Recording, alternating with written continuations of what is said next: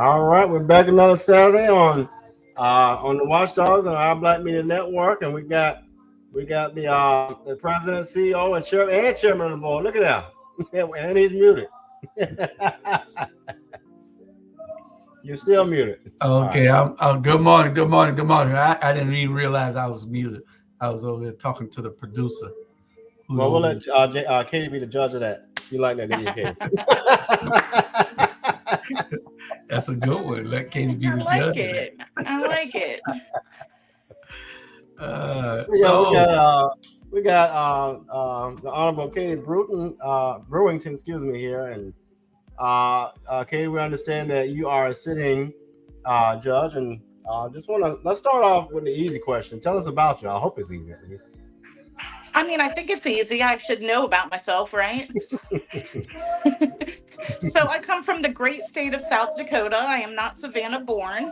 But I think that I should have been here all along. My husband and I moved here in 2012, and we are homeowners here now. We're business owners here. We absolutely love Chatham County, and we opened up a law firm in 2012, the Mm. Brewington Law Firm. And I've primarily been doing criminal defense and well, I've done a little prosecuting, I've done a little criminal defense, I've done a little judging, done a little everything kind of in that realm. So, um, I also, before law school, was a probation officer. Mm. So that's just kind of a little bit of a background of my experience and me coming to the town here. How cool! How cool! Now, South Dakota. I'm just, and if I'm going too far, let me know. Um, do you have any ties to the Native community, or just kind of just where I was born and raised? So it's just where I was born. I was Oh, actually raised in Pennsylvania. I've lived in okay. 5 different states. I'm running from the law, is what I tell people. Um, so if you can't beat them, join them, you know. Yeah. Hey. So Katie, you're running for. Tell us what you're running for. I'm not. I hate the term. What you're being. What you're a candidate for? What position? And what is that position about? I mean, we hear somebody. We have like 100 people running for judge, and we're like, okay, what does that mean? And what do they do? And who's doing what? Absolutely. There's a lot of judges in this town. We have municipal judges, recorder, state, superior. I'm running for magistrate court. And magistrate court is often called the people's court. And it's because you don't have to have an attorney to come through magistrate court. Primarily on the civil side, they do landlord tenant, so dispossessory hearings, and then small claims up to $15,000. And then on the criminal side is where they do pre warrant hearings, where people apply to have other people arrested for certain things. Or they do good behavior bonds, which are what I always tell my clients are if you see somebody in the streets act like an adult, it's not a no contact order. It's a order to make sure that people are behaving adequately if they see each other, type of thing. So that's what magistrate court does. There's garnishments, there's auto abandonments, there's a little bit of those things, but primarily the four things I said is what they do. Okay, okay, awesome. Um, so did you tell us why you're running for judge? Why I'm running for judge is because I have been a judge now for about close to a year and a half. And I think that I'm doing a good job. And I think that I have really good experience from being a probation officer up to being a judge. And that it's kind of the natural progression to serve my community. I've been serving my community in so many different ways. Um, Through criminal defense, especially, the main people that I have as clients are low income clients. I get them in two different ways. I get those clients because I have a contract with the city of Savannah to represent low income clients in magistrate court for those pre warrant hearings, and then I also take federal court appointments. So, between being a probation officer and then the criminal defense and being a prosecutor and now a judge, I think that becoming a full time judge is the natural progression of taking my experience and using it to serve others. Cool, y'all. So I'm downtown with a homeless ministry, the beautiful thing about it is they have the homeless folks from the First African and they minister. And so that's what you all are hearing. So I'll mute when I'm not talking because I'm now just getting started. But That'd be a good idea. yeah, because and I love it. Resurrection Ministries of Christ, they do a beautiful job. But Katie, why would you jump into that? I mean, not that being an attorney is an easy job, but you pretty much can guide your own path. Why jump into that space of being a judge when now you have to adjust and do some things a little different? Why jump into that space? Because why not? If you think you're the best candidate, and I do, then I think that it is, like I said, a way to serve my community. And if we're not here to put here to serve other people and to help other people, I don't know what we're here for. So I just think that, yeah, we can do anything. I mean, lawyers can make as much money as they want. Lawyers can work as much as they want. That's never been my career path. My career path has always been to have a work life balance for myself, because I have to take care of myself in order to take care of other people, but then also continue to serve people. And so that's why I'm jumping in to try to become the next magistrate court judge. And Well, I want to, go ahead, Joe. Something. so we know that you're not running for Superior Court or Recorder's Court. You're running for Magistrate Court, and it's different. These judge positions are different, but a lot of people don't see it that way. Mm-hmm. So a lot of people are looking at it as just being a judge, that you're the judge over anything that might happen to them, whether it's criminal, civil, or whatever. So I had a question that somebody asked on. We're on 8 different streaming platforms. We got 674 total, 675 total people watching now. And one of the streaming platforms I'm looking at said, how do you view the role of rehabilitation? So how do you view the role of the system rehabilitating someone? So I can speak to it, especially in federal court, because federal court has a statute that the judges are supposed to follow in order to find the appropriate sentence. Because in criminal law, you're not always just wanting to throw people away and, lock the key and then everything's going to be great and justice has been served. That's not the point. I think rehabilitation is one of the biggest reasons to have a judgment on people, is because it gives them a chance to do things and to prove to their community, to their people, to the judge and to the prosecutors and their attorney that they can be rehabilitated. Rehabilitation should be bigger than it is. I think a lot of judges view more, we should punish people, and that's all we're doing, and that's not what we're doing. That's not what we should be doing. We should always be looking to rehabilitate people, because that's the ultimate goal.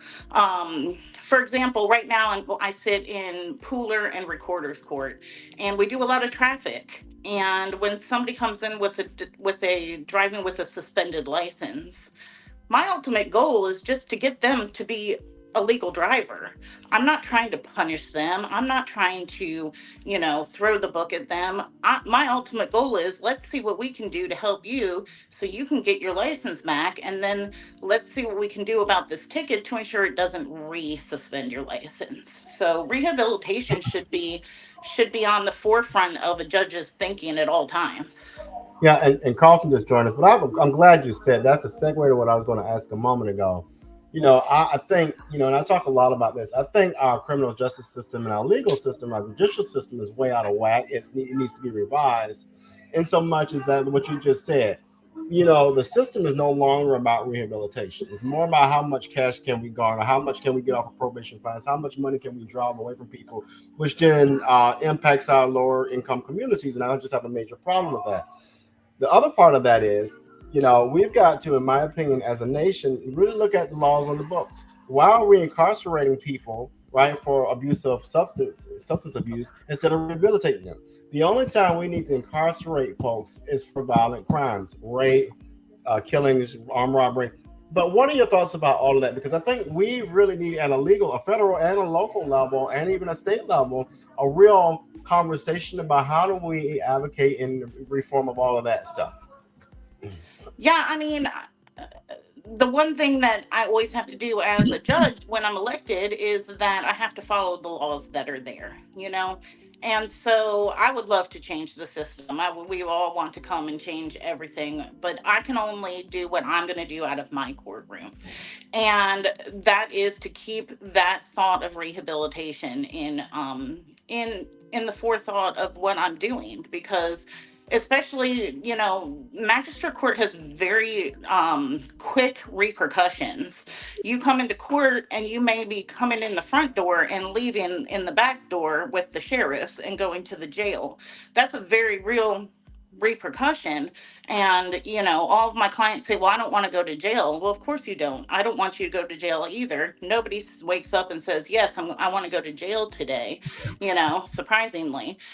But you always have to be looking at that and making sure that you are doing everything that you can without representing that person, without legislating from the bench, without that type of thing, to just make sure that you're always looking at what can you do to help others rehabilitate and get on track with dispossessories. My ultimate goal isn't going to be to kick out every person out of their home.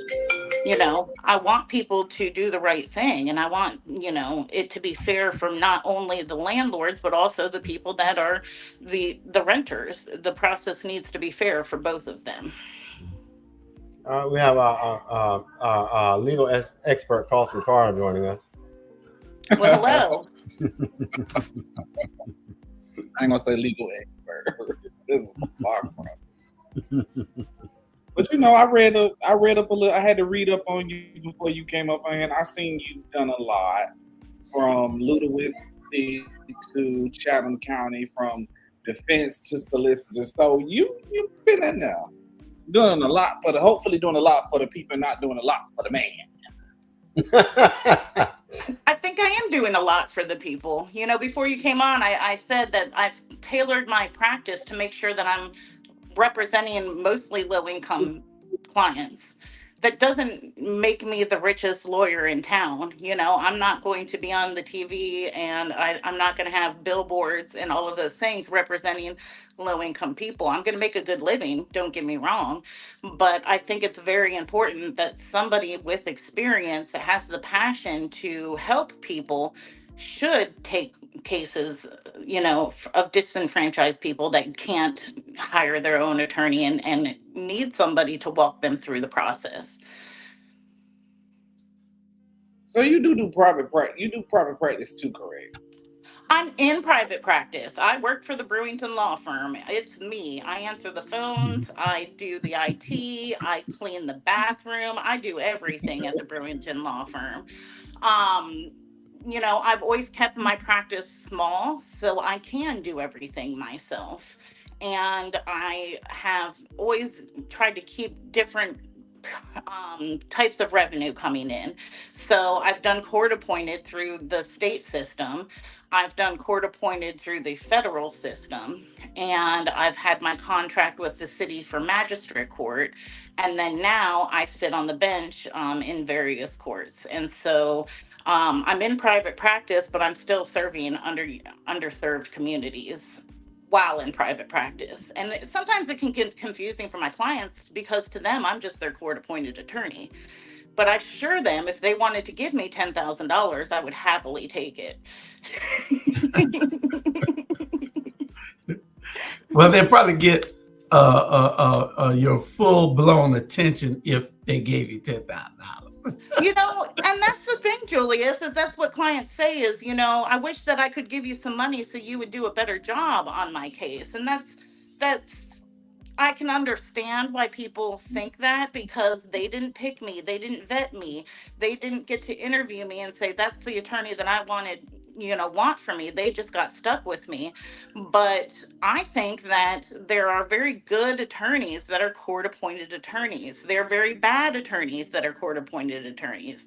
There's good and bad retained attorneys. And so I work, if somebody gives me $10,000 or I'm getting paid X amount of money per hour through the system, I'm going to work just as hard for both of those people because that's what they deserve. So you think that what's your take on, is the system fair to all people regardless of, is justice really blind? Does No, are the scales even?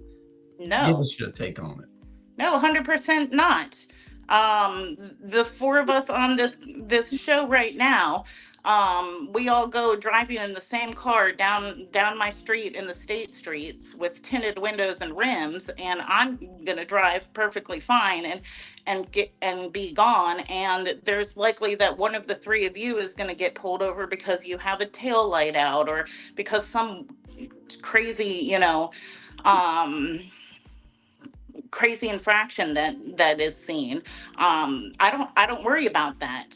I It's 100% not equal. It's not fair to people, and that's where people like me can come in and say, you know what, I don't care what color you are, what race you are, what gender you are. I'm going to use the laws and I'm going to utilize everything that I can to make sure that justice is served for you. Because I'm your attorney, I can ensure that it's going to be as fair a system for you. I unfortunately can't make it a fair system for everybody. But as an elected official, I can touch a lot more people and I can create a courtroom that is more equal. And so it does give me a platform to do at least what I can do in the realm that I'm in to make it as equal as possible, because it's not. It's not, and anybody that says that it is either foolish or lying. Okay. So this will be your first term as magistrate court judge, correct? Yes. It'll be my first time in that court. Yes. I've sat in Bryan State Court, I've sat in Pooler Court, and I've sat a lot in Recorder's Court. So I've done traffic tickets, misdemeanors, felony and misdemeanor preliminary hearings, first appearances, those types of cases. We've done bench trials, um, for smaller things here and there. So the thing is that the rules and regulations that I'm using in the courtrooms that I'm in now are going to be similar to the ones that I can use in magistrate court. So my experience will make me ready to go on day one when I get into magistrate court, even though I haven't sat there before. Plus, I have a plan. I mean, if I do get elected on May 21st, I don't have to shut my practice down till December 31st. And that gives me several months to mentor with the judges that are there. The judge that I'm hoping to take his seat is one of the biggest mentor judges in all of the state. If I would be crazy not to take the time between now and January to pick his brain and learn everything I can from him. Okay.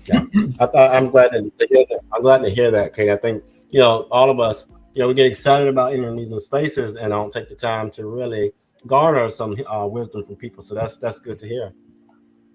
I'm never afraid to say that I'm not the smartest person in the room. That's a lot of times people have robitis and they think because they put a black robe on, they're automatically the smartest person in the room. And I'm never going to be that person. I always know that there's people that maybe not even necessarily smarter, but see something that I don't see. The more eyes that we get on something, the more accurate we're going to become in the end, because the law is gray a lot of times. And so it is a judgment call. So if I'm not 100% sure in my judgment, I have no problem going and speaking to people that I trust. And I am lucky enough to have several people that are very, very good attorneys and very good judges that I can look to and ask questions of. Mm-hmm, mm-hmm. And in return, they do the same with me. My phone rings weekly, mostly for federal court, for people saying, "Hey, what do you think about this? Can we talk about this fact scenario? Have you looked at this law lately? Did you see this new case coming down?"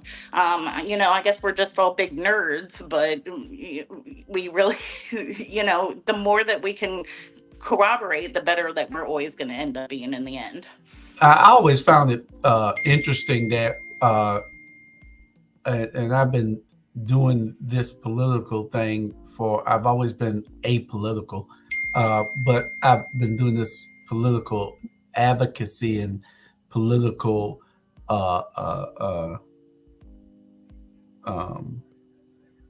this political work as a consultant for over 9 years now. And I always saw when it came to judges, because being a member of certain parties that I was affiliated with, we would recruit people to run for office also. Hey, you make a great person to run for office. You make a great, and we go out and recruit them, but we could never get lawyers to want to run against these judges. That's because y'all have to appear before them and y'all don't want to run against them and alienate them or something. So I think that's a little bit of it. It's very notorious in Chatham County that if you get elected and you get that I behind your name, that you are going to probably run unopposed until you want to give up that seat. And we also have a lot of judges that probably should have given up their seat a while ago, but they just don't want to give up the power. And that's a problem. I'm not going into this job because I want power. That's the wrong reason to get into this job. So, I mean, I think that it's a little bit of other attorneys are afraid to run against, because we do have to be within those courtrooms, and we do have to sit there. Right now, the person I'm running against, she sits on the bench sometimes in magistrate court, and we have to tell the clients and everybody in the room that, hey, there is a potential conflict. We're running against each other. She's not an incumbent, neither am I. That's why we're running for this open seat. But I think that's a little bit of it, Julius. And I also think that there is kind of a protection among the judges that once you're in, you kind of protect your own, because if your seat isn't safe, then everybody else's seat isn't safe. But they only come out every 4 years like everybody else. You see a couple of judges everywhere, like Tammy Stokes, she's everywhere. Yes. I don't too much care for Lisa Colbert, but she goes a lot. Lisa's nice. No, we're not gonna go leave Lisa alone. Leave Lisa alone. I like both judges, and you know what? I love Tammy. I say the two of them will show up to the opening of a paper bag. They Well, are very involved. Down to earth. Let me clarify. I helped Lisa Colbert the first time when she first got elected. I was everywhere for her. She got to follow law campaign, but speaking for her. Always, me and my wife was everywhere doing things for her. But I like a judge that has a backbone. I like a judge that's not trying to do what she thinks. She ain't going to jail for you. What she thinks that I don't know. The politically correct thing. I want you to do what the law says. If there's an opportunity for someone to do something, or there's an opportunity for you to see the law and say, well, he might be right. Let me kick it up to the court so they can make a decision on it, because it's unclear. And I like a judge that has a backbone, that's not going to do what's politically correct, but what is correct, and in light most favorable to that person. If that person is not trying to violate the law, if that person is trying to do to better the situation, then do what's right, And you have that gray area. It's a gray area in there where you can find something against it and you can find something for it. Every time in law, that's how it works. So, and it ain't just plain and simple. Thank you. And cut and dry. And you know that from practicing law. You're talking about loopholes. Loopholes exist. And I agree that the loopholes exist, and then sometimes you can kind of skirt a loophole, but you gotta be careful with that too, because judges, as soon as Keisha gives a call to you, as soon as they look left, here come WTLC with their foolishness. But do everything to help me when I come before you. That's all I ask. Yeah. Yeah, So, well, Katie, if you see him, I seem to be Katie, if you getting see him that a pull up, you lot, better run. Julius. That's so shady. That's so shady. The two What? things I get What's shady, is Carlton? I always get, well, if I Wait, vote for wait. you, will you let me off if I'm in your Hell no. courtroom? And I say, you know what? The answer Right. is Hell I'm no. going to follow the law. Hey, answer it right now, because you got 361 people watching on the regular Well, platform, Our Black Media Network. You got 300. Robert, sit still 1 second. You got 360 people watching on my page, and you got 109 people watching on YouTube. So I got a million stuff. there's 829 people watching right now that's going to tell their friends all about Katie Brewington. So we're going to go to a quick commercial. I'll play it, Robert.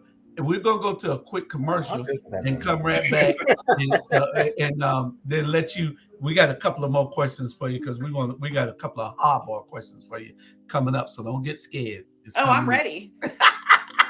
Let's go. All right. Hi, I'm Katie Brewington, and I'm running for Magistrate Court Judge.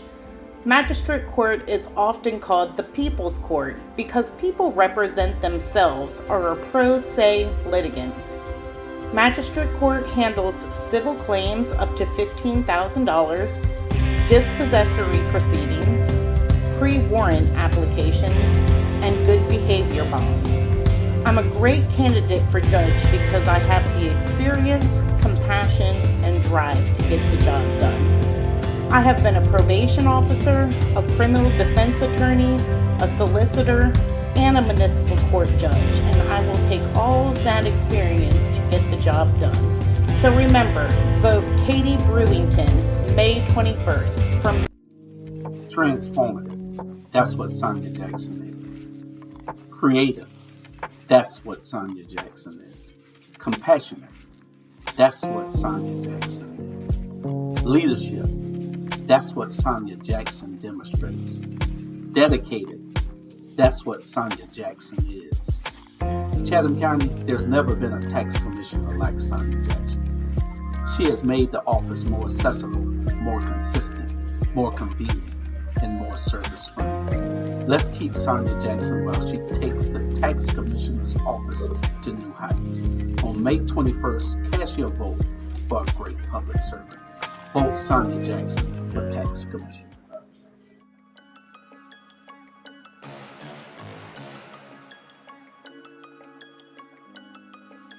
Hello, I'm Richard Coleman, and I'm running for the office of Sheriff of Chatham County.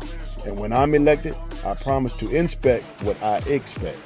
Chatham County, it's time for a change, and that change is me, Richard Coleman.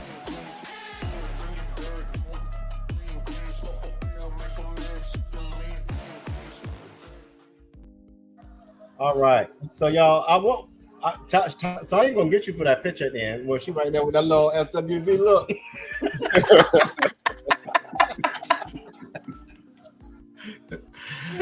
We back. And we're here with Judge Katie Brewington. She's a sitting judge in Pooler, Georgia. And then she's running now for the Chatham County seat of Magistrate Court in Chatham County. So, Judge, we appreciate you coming out. Absolutely. And we ever get a ticket in Pooler, we just hope that we go in front of you. Yeah, now I know I can speed. I can speed in Pooler. Well, I don't see any of y'all speeding, so it shouldn't be a problem now. Don't never pull my record. Never. Okay, so tell us, how do you, one of the other questions was, how do you handle cases involving sensitive topics such as race, gender, and religion? So I think that every case can have a sensitive topic. I mean, race, religion, gender is going to come into almost every case. So I think that you just handle it the way you're going to handle everything. You make sure the process is fair. You make sure that people are getting equal justice. And you do everything that you can in your courtroom to ensure that everybody's rights are being, not being violated. Everybody's following the law, and that everybody's getting a fair shake of it is is a good way to say it.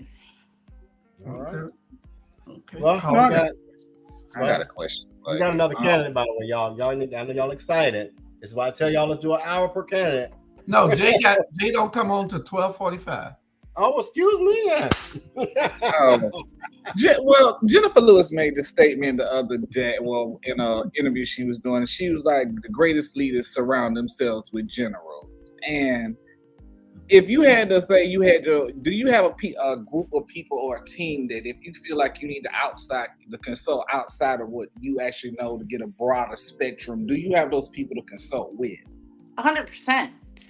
I think I had that before I started this campaign, and I definitely have it now. One of the people that I respect the most in my life, and I should, is my husband, Anthony. We've been together for 15 years. He's the one that I look to he's one of the smartest people that I know. I have a lot of mentors and a lot of people within the legal community that I can look to for help. And then I have friends that are outside of the legal community, because sometimes you just need eyes to look at it that aren't critical and haven't been maybe a little jaded that day or something like that, and get some new eyes looking at it. So yeah, and I also believe that if you are lucky enough to have this community around you, then you need to reach your hand down and you need to help others up with you.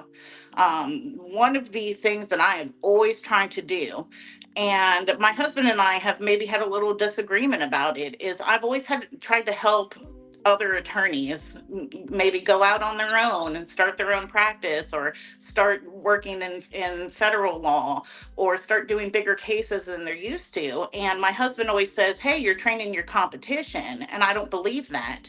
I think that I'm just helping train others that I wish I would have had that when I first came to town and I was a brand new baby attorney. And I didn't. And I had to figure everything out on my own. So not only do I believe in having that community around me, I believe in reaching my hand down and bringing up people along with me. Because the better that we all are together, the better the system is going to run.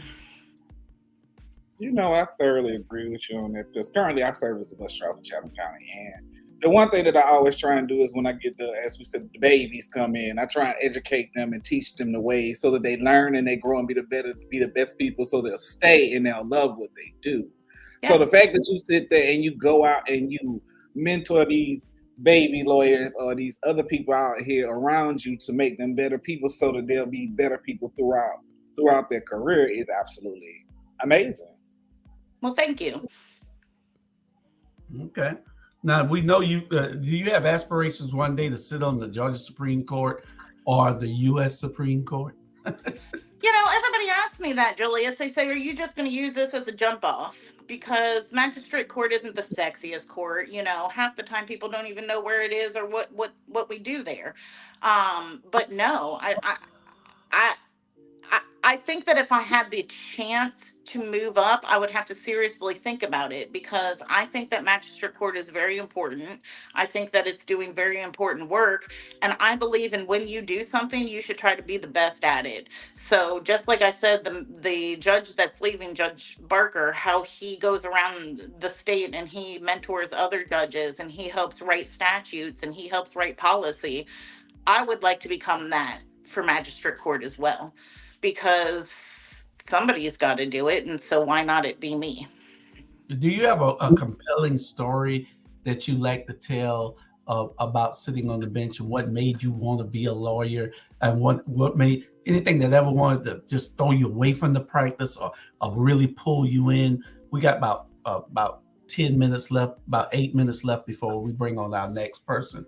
Do you have one of those stories? I think those stories, it's funny because I feel like I'm on a roller coaster on a daily basis, because I wake up and I love my job, and by 10 o'clock I hate my job, and then by 1 o'clock I love my job again, because I'm touching a lot of different things throughout the day. And so I might talk to a client who's very appreciative one moment, and then I have to talk to a U.S. attorney who's arrogant and thinks they know everything the next. A compelling story, I can tell you about a lot of people that I think that I really helped. I helped in their life. And, I'll start with this. So when I was a probation officer, I was young. I was in my 20s, and I thought I knew everything, and I had a little bit of power with a badge and could arrest people. And people would say, "Oh, you follow the rules and you're strict and things like that." And I said, "Yeah, because I'm doing that in order to help you. Because if you can be successful in this, then you will rehabilitate and you'll be able to move on with your life and not have this hanging over you." And so a couple times I had clients that were horrible to me. They treated me like crap, and the entire time just hated me for being their probation officer. And then they would call 6 months later. They would call a year later after they were off of my caseload, and they would say, "Thank you. You did exactly what I needed at that moment. I needed somebody to be hard on me. I needed somebody to make sure that I was following the rules because I wasn't going to do it myself." And so I think that's what led me to law school. When I went to law school, I was not going to practice criminal law. That was not ever the dream. I went to law school because I was smart and I took the LSAT and I was accepted to schools, and I said, "Hey, why not?" I don't know that I necessarily had this great burning passion, and that's what everybody wants to hear, but I don't think I did. I think I did it because I could. And then when I got out and I started helping clients and I started seeing that I could help somebody, and I could help them rehabilitate, or I could mitigate their circumstances, or I could walk them through. I've represented a murderer in federal court. you know it was very obvious that he had done what he had been accused of doing, and we went to jury trial. And but I was still able to make sure that he understood the process. He had somebody standing in his corner. He had somebody to fight to make sure his rights were not violated, because you know I was explaining to a police officer the other day. They said, "Oh, you're just sleazy as defense attorney, and you're trying to find loopholes and get people off." I said, "No, I'm policing the police. I'm making sure you're following the rules so everybody else rights are not violated, because otherwise we would have complete chaos." A specific story. I have a client right now. It breaks my heart. He's going to probably end up doing about 5 to 6 years in federal prison for being a felon with a firearm. And why it breaks my heart is because he was just sleeping in a car at 4:30 in the morning in the wrong neighborhood, and the officers saw a young black man in a car and decided to stop and talk to him. And he got scared, and he woke up, and he saw he was surrounded by police, and he was scared out of his mind, and he got out of the car, and he was sitting on a gun. We did a suppression hearing. I believe that they didn't have the right to go and talk to him. I think that sleeping while black should not be a crime. And I had some law. I'm saying that, I had law to back up that they should not have been able to come and talk to him and stop him and knock on the window and open his door. Judge saw it differently. And so I had to go into the jail the other day and tell him, "I'm sorry that we lost, and we don't have any more defenses, and you're probably going to need to plead to this. And you have 2 armed robberies by intimidation on your background, and you're going to do a severe amount of time in prison." And this kid's 25 years old, and what he did to start with was he fell asleep in his car, and he was the wrong race and the wrong gender in the wrong area. So, I don't think I ever had the burning passion to begin with, but I think now that I see injustices and I see that the system isn't fair for people, or I see dirty cops and things like that, or I see, other people doing things that they're not supposed to be doing, it gives me the burning passion to do this job. So I think that I kind of learned, I became passionate through working in these positions and through meeting different people and through dealing with very, very hard cases and sometimes hard clients. But hard clients don't mean that you don't represent them the best that you can. So I think that may have answered your question. It did. It did. Carlton, you got any other questions? Yeah, but I can't. I don't know how to phrase. I guess I don't know how to phrase my question. This sitting on the top, but I'm gonna But have she a got hard time how to phrase it. she got about 3 minutes left. So if you got one, go ahead, and then before she gives her closing. Um, You know, I can think that a lot of people that I know that whole aspect, and the fact that you went above. I ain't gonna necessarily got to push on this make statement, but the fact that you went as hard as you did for him makes the difference. Because the one thing that I know is usually when you're a public defender, most public defenders have a heavy caseload. So they have more versus a paid lawyer, heavy case versus a paid lawyer. You have a heavy caseload, so you have multiple people you have to deal with. Whether it's a paid attorney only has maybe 1 to 2, so they get to allocate a lot of time. So currently, do you have a high caseload being dealing with that, or is it more so that you get more one-on-one time with your clients? No, I definitely have a very good balance right now because I probably have about 7 clients in federal court, and they are anywhere from a supervised release violation to I have a jury trial next week or the week after. It'll be my 4th federal jury trial. There's a lot of attorneys that go 30 years and never have a federal jury trial, and I'm about to have my 4th. Um, so that made me lose my track of thought for a second. Oh yeah, and the other thing is magistrate court. I probably have maybe 10 to 20 cases at all times, but those are just pre-warrant hearings. I can talk to my clients, I can give them the information they need. I go and I fight out at the preliminary hearing. um but I have a small caseload of people that I can take the time to make sure that I'm making sure that they're understanding the process, and I'm making sure that it's an equal process for them, and I'm ensuring that they get the best outcome that they can for their case. okay, okay. Well, before you go, we have one question for you that popped up also. Do you promise to manage your courtroom with fairness, efficiency, and respect? I mean, what do y'all 100%. think? 100%. Well, they got to ask the question, Robert. That's the Um, easiest question. Yes. No, she doesn't. Now there you go. well, the thing is, they're going to hold her accountable for how she answers it. So because if they go and they monitor and people see, and they go and they say, oh, she treated some people like dirt.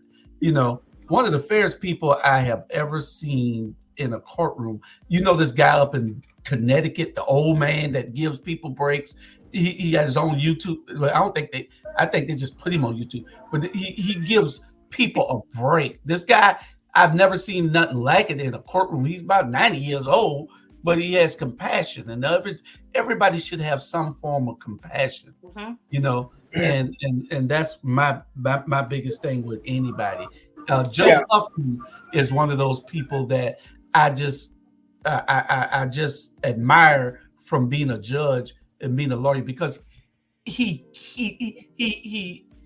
shows you that he cares, and he's trying to find a solution to help everybody by being fair to the citizens and being fair to that person that's up on in front of him. So Yeah, I think I sat and I watched him a couple of times, and I saw where he has shown that that's the type of judge people need right there. Yeah. yeah, I would I say really respect Judge Huffman too. And the one thing that I can say about Huffman and I is that we both came from a very similar background where we did not grow up with a bunch of money. We did not grow up with silver spoons in our hand. We've worked for everything that we have. My husband and I are both the first people to go to college and go on to get higher degrees in our families. We are the first homeowners in our families. We are the first business owners in our families. So I have 3 brothers. They've all gone to prison. I understand. I have seen it from my family. I've seen it from my husband's family. I understand there's instant repercussions. I understand that if you get arrested, that's not. A lot of people think, oh, you just go, you bond out, everything will be fine, you can take care of the charge later. Well, people lose their housing, they lose their job, they lose family members, they lose friends. If you don't always remember that, and always remember that there are repercussions for people, and have compassion, then you shouldn't be on the bench. Okay. Yeah, and I know you got to go because we're on time, but I'll give a shout out to Tammy Stokes. I'll never forget. I got in a traffic ticket. This is during COVID, and I was managing mom and dad, but I had to get that second COVID shot because we knew what that was about. When I went before her, she used real life experience. That's what I think a lot of people, they step into power and step out of real life. We all have issues, and I like the speed. It's no secret. I'm an aggressive driver, but at the same time, I had a reason for it. And she understood. It was like, listen, you don't have a manual for life, but just be mindful. And so I just think we got a balance of being realistic with the law. But last statement is Katie, because these two won't be quiet. So your last statement. Last statement, is that what you said? Yes. 100% vote. Early voting starts April 29th, goes through May 17th. It's made so convenient. 3 weeks of early voting. Election day is May 21st. You can take FMLA time off. You can get out of work. Talk to your people. Understand that you get time to go and vote, and that it's important. And, I hope that I have given some information to make people think that I'm the right candidate, because I truly do believe that I'm the right candidate and the right person, and it's the right time for me to get this position. And so I appreciate you guys. I really appreciate being given this platform, and vote May 21st. I'll say K Brew for the 912. We're going to try the last. I like it. We're going to try the last week before election. That's probably that Saturday or the week before that, to have 5 or 6 judge candidates on, and we'll give you a call and see whether you can come and grace us with your presence and give your last plea to the voters out there to get out and vote. We'll be right back in a minute with former Commissioner Jay Jones. And you took off so fast. Because you ain't gonna let Jay come on. Y'all know I'm just hold on. I'm showing you how this is really supposed to be done. That's what I'm doing. So what he been the last thing right back with former Commissioner Jay Jones. After this commercial, we'll be right back with former Commissioner Jay Jones, who's now running for School Board District 7. Ms. Brewington, we will bring her back 1 second. We appreciate you. We'll give you a call. Thank you for showing up. Thank y'all. Have a good day and a good weekend. All right, we'll be right back. Thank you, Sam.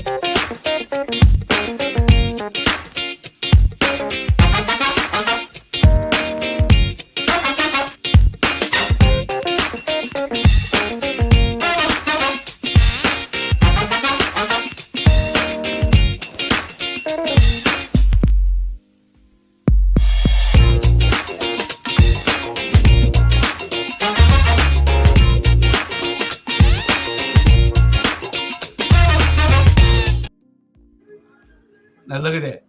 He rushing to get you back, and then he ain't even here. We sorry, Jay.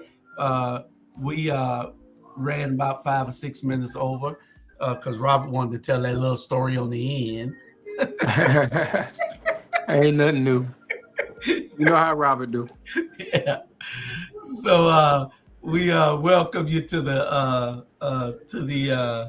show. We appreciate you with gracing us with your presence, your time, and energy. We know you need to be out there on that campaign trail, knocking on doors and shaking hands and kissing babies, but you're going to give us about 45 minutes of your time, and we appreciate it. No problem. Thank you. Okay. Tell us about yourself, where you grew up, schools you attended, your roots in Savannah, your wife and kids, the past in politics. Give us a few minutes and tell us about that before we get into all these hard questions Carlton got for you. Not a problem. First off, it's Frank Caprio. Frank Caprio out of Rhode Island. I watch him all the time. The judge up in Rhode Island, Yeah, who's always doing yeah, that. Frank yeah. Caprio. He is Very good great. judge. Very good man. I just want to make sure I hint that it's Frank Caprio. Yeah, he's a great. Jay, they tried to block your time. We're gonna reclaim your time. They didn't already gave me all that stuff, and I was gonna say in the kind words of Maxine Waters, I'm gonna reclaim my time. I'm gonna make sure I reclaim my time. For those who don't know who I am James J. Jones. As Julius Hall alluded to, I am a former county commissioner here in Chatham County. I graduated from Alfred Eli Beach High School, class of '93. I also attended Windsor Forest High School for 3 years, so I'm a dual school resident. Tompkins wasn't around. If Tompkins was around, I probably would have went to Tompkins too. And my mother wanted me to go to Groves, but I just couldn't do Groves. I'm born and raised here. All 12 years of my schooling is right here in Chatham County. I went to Shaw University in Raleigh, North Carolina on a full scholarship ride. I went for environmental science and chemistry. I was there I'm back in the late 90s, got my degree, came back home, did 1 year here, did not like Savannah, moved back away, moved to Atlanta, moved to New York, moved to Texas, moved back to North Carolina. Parents got sick, came back to Savannah one more time, and I've been here since 2013. And so, 2008, and I stopped working in 2013. But all in all, I love my hometown. I love where I'm from. I've seen it grow. Some things I like, some things I don't like. But these are part of politics. If you didn't know in the game, I've been in the political game going on 10, 15 years. That's how I know you, Robert. That's how I know you, Julius, from being in the political structure. Watching the chemistry of our environment change so drastically is very, very eye-opening to me. That's why I said, hey, man, I'm going to run for school board because, number one, as everybody who doesn't know, I got a child in the school system, Johannes Jones, better known as Botanical Boy. And making sure that his schooling is done right is very important to me. I got the first hint of that at Hurd Elementary School, and we're getting ready to go to STEAM Academy, old Bartlett Bartlett Middle School, as we know it and grew up as. And so my thing is, as we matriculate in the school system, it's to a point where, as a parent, it's like a full-time job trying to keep up with the school system, trying to make sure that your child gets the right education, trying to make sure they got the right resources and everything like that. So I said, you know what, I'm a politician. I've been in the political game for a while. Why not try my hand at doing something with the school board? If for those who don't know, the school board budget is approved by the county commission. So I've been looking at the school board budget since I was a county commission, because in all, 51% of all our taxation that comes out throughout the county goes toward the school board. So it's not a budget I'm not familiar with. The only thing difference is, rather than approve it, I'll be writing it. And so that'll be my candid conversation, is, I guess, alluding to your questions. And so I'm waiting. I appreciate you giving me the opportunity to be on here platform, working through my schedule, and I'm all ears and all answers. I want to answer Ivan. I'm out here doing homeless ministry, so don't come for me right now. I'm trying but Jay, you've been in this a while. What are 3 things that you would advocate for when elected to that role, as far as being a representative for overall school system? Well, other than taking care of the homeless who ain't really homeless, that was toward you, Robert. 3 things I would advocate for, and I've been that's probably been the starch question that's been asked. Number one, I live in West Chatham now, so it's different from where I came up and grew up, where we got all the resources in Savannah, Georgia. All we had to do was whisper it, and Savannah government or Savannah Chatham County Public School System would do that. Living in Pooler, you have what you call community schools, which you have in Savannah, but the specialty programs are all in the heart of Savannah, Georgia, and they have not done anything to kind of create a morph or a silo for that kind of situation to actually exist for not just Chatham County, not just for Pooler, but for Fort Wentworth, Bloomingdale, Garden City, all those schools. Now, Garden City gets it because they're right next to Savannah, but the rest of our little niches out here, and what used to be considered the country growing up, um, they don't have those opportunities to have those magnet programs and all those other things like that without having to travel in town. And so that becomes problematic because, as you all know, the busing situation has been a problem going on what almost 5 years now. So if my child wants to participate in a specialty program in town, I got to drive them in town. Now, mind you, there are loopholes to the game. You know, I can go ahead and sign my child up to be a sped student and take advantage of all the resources and everything like that. But it shouldn't be I have to find the loopholes in order to get those resources. Those resources should be available to me. If my child wants to be an engineer and he should be able to go to Jenkins, and it should be a busing situation where he goes to Jenkins, or vice versa. If somebody in Savannah wants to go out here and we want to create those systems out here in New Hampstead or the schools that actually are provided out here, the same accord should be available. So I think the first thing is, it's a two part answer to that. First one is, transportation. We need to really take a deep dive at transportation, the transportation model, and make sure it's effective and working for all our kids and not just some of our kids. The other piece is the Title I dollars. We need to make sure those Title I dollars are being used effectively in those environments where they should be. I think we have a situation where we have some schools who collect Title I dollars, but those Title I programs aren't really building the best we can possibly get at those kids. And so having a real true evaluation of how the Title I dollars work, sped dollars work, and all those kind of different programs work is very, very important for us. And the last thing is a shake up on the budget. And I know that's a question y'all gonna probably ask me, but a shake up on the budget. We have a new superintendent. We've had Ann Levesque going on 5-10 years. Before that, you had Lockamy, and you've had all these superintendents. But Robert, I can say this for you. Me and you were in school systems. There was a sign when you came into Savannah, Georgia, that said we were one of the number one rated schools in the country. Not just in Georgia, but in the country. At one point in time, Chatham County used to be a trademark for schools within the confines of not just Georgia, but for the country. We can get back to that. But only way we can get back to that is we got to get politics out of the education system, and we got to get leadership who actually going to work for the kids and not for economics. Well, it's funny you talk about transportation. Our new co-host, who's a younger brother, who I'm trying to, train and bring up through the ranks of this podcast, Carlton, is actually, I hope I didn't out him, but is also in that space of being a transportation specialist here. So, Carlton, I'm trying to turn on you because I'm sure you got a few questions to kind of provide. Everybody's favorite question is always, we want our kids to be bused from here to there. We want our kids to be bused from here to there. But when it comes down to it, like right now, we're currently in the process of doing the mileage report of how many miles we actually travel from route to route. When it came to those busing kids from West Chatham all the way from Fort Worth, way out to the Chatham County line to, as you say, the STEAM schools, but it's a cost. And the fact of the matter is, y'all don't have nobody in Chatham County has the retention to keep bus drivers here. There's not enough money in transportation. No, let me say it like that. Transportation has a huge budget, but the money that the bus drivers should make, they don't make. Because the one thing that people have to realize, they don't work all year. They only get paid for a certain amount of hours. So during the summertime, they're not getting paid. Me, I'm an 8-hour. Others are 5. The rest, most everybody who drives, when they come in, they're 5 hours. You also have to remember, you started say they might be advertising they starting at $18. But at the fact of the matter, you got to take part of that money to pay them during the summertime. They only gonna get a course of maybe $15 an hour. So you telling me you're gonna come in. So what's your solution for that? Because that's the main thing. When anybody comes into a job, they're gonna look at the money. Well, Carlton, understand this. I'm not just coming up here just running my conversation on this piece right here. Number one, I sat on a CAT board for 4 or 5 years. I've also talked with the unions as far as the busing is concerned, and I've also dealt with what goes on in Liberty County and all these other places.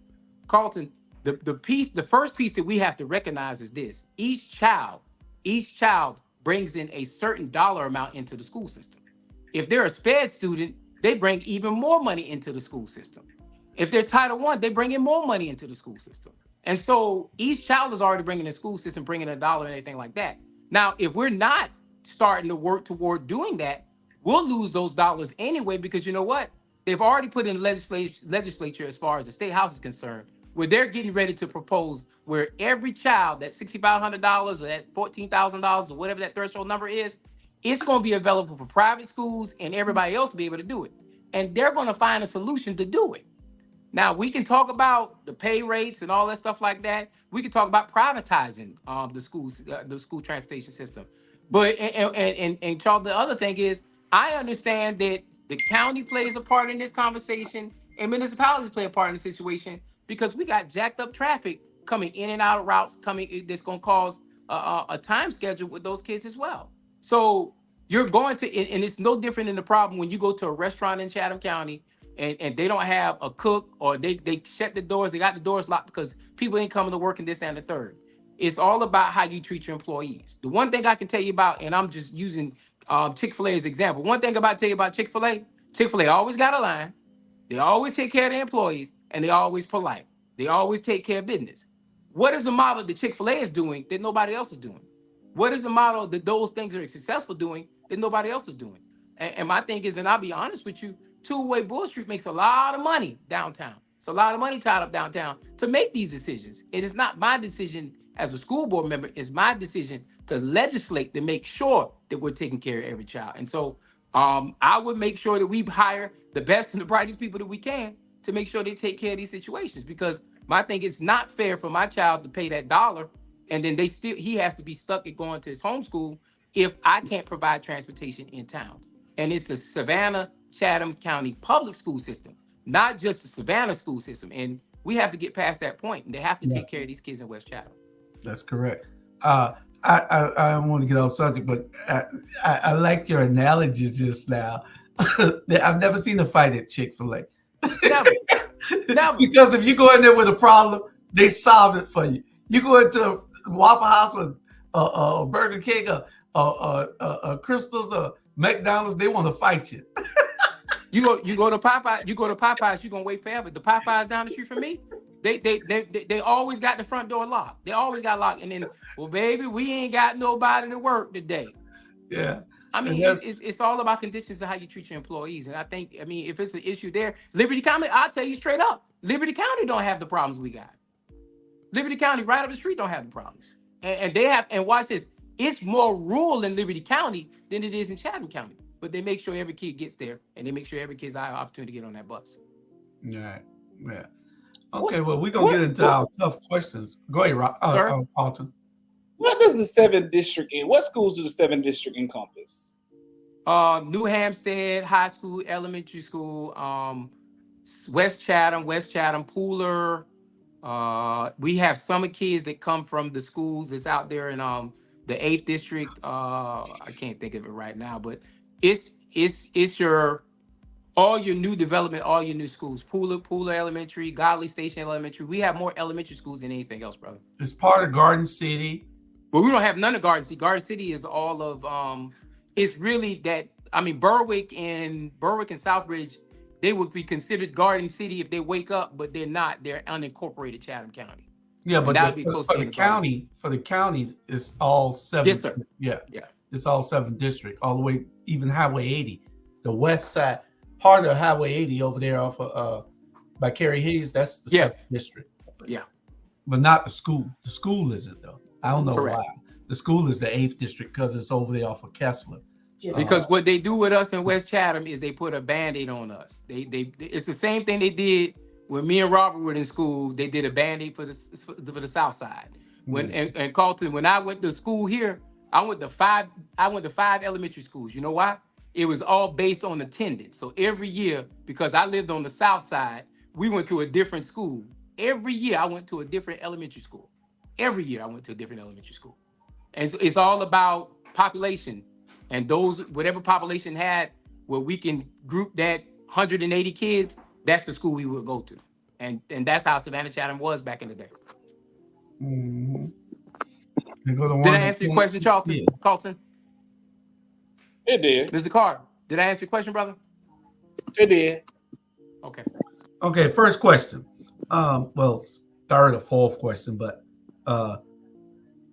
what is your take on teaching sex education and the rights of the LBGTQ? I ain't like how y'all blend that.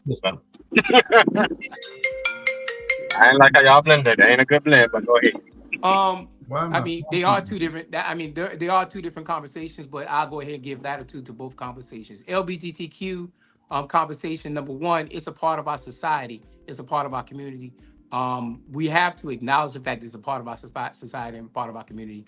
I don't have any acknowledgement against or for it. I just think that it's part of our society, part of our community, and we need to make sure that we're taking care of those youth. If it's a youth piece that you're asking about, or if it's educating people about how they are in our community. Because I mean, it's no different in my book. Talking about how we need to be inclusive about women, how we need to be inclusive about ethnic groups. Is just a part of our society, and so when we separate it, you put blinders, you put highlights on it. And my thing is, I don't think you should put highlights on it. I think they're human beings just like everybody else. We should treat any class or whether you're part of, the same. When it comes to sex education was in school when I was in school. So I don't have an issue with sex education still being in school. I don't think that you put a highlight or a high mark on sex education, because sex education now is different than when it was when I was in school. I mean, kids get the YouTube pornography is free now. I mean, you can go on pornography for free now if you don't have any filters. So sex education is viewed a lot different. So I just don't think that that's at my level that I should be stressed about, whether we should be talking about sex education or we should be talking about that issue. I think that's something that the school system needs to do surveys, evaluations, and making sure when we teach it, we're incorporating it to the point where we're not analog and it's digital, as far as kids seeing it digital and we're trying to push it out as analog.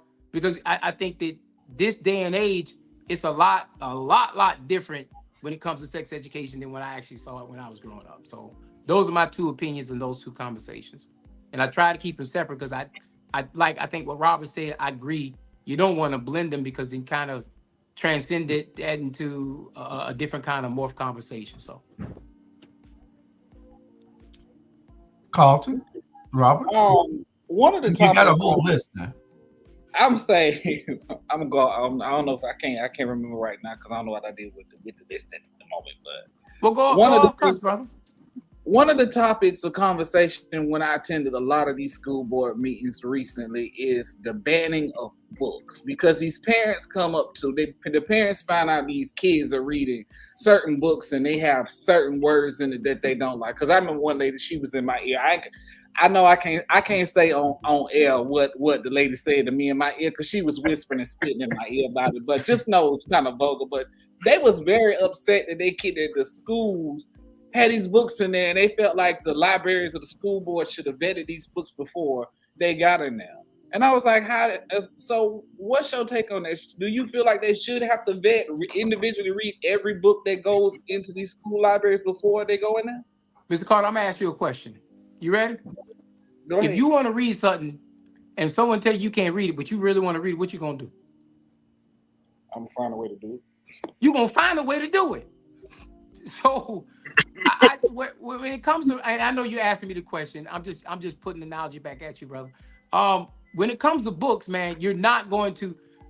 First off, there's two different kind of conversations related to the book bans. Number one, I learned a long time ago. Julius knows what I'm getting ready to go. I learned time ago. You want to keep somebody from somebody, put it in a book. And what's happening now is, guess what, Mr. Carter, we starting to read, and because we starting to read. Now they want to make sure those books aren't available no more. When you're talking about books that's related to understanding slavery or understanding your narrative or understanding your history, especially as an African American, understanding your history, those are books that are being put on the list as well. Because you know why? They don't want history. And watch this. It ain't just about me and you and blacks learning the history. It's about their own kids learning the history of where they came from, because the best way to keep a person ignorant is not to give them the evidence that history actually existed. And so most history we got, the best history we got, is what's written in the book. Now, mind you, I don't understand a lot of books that I saw were banned.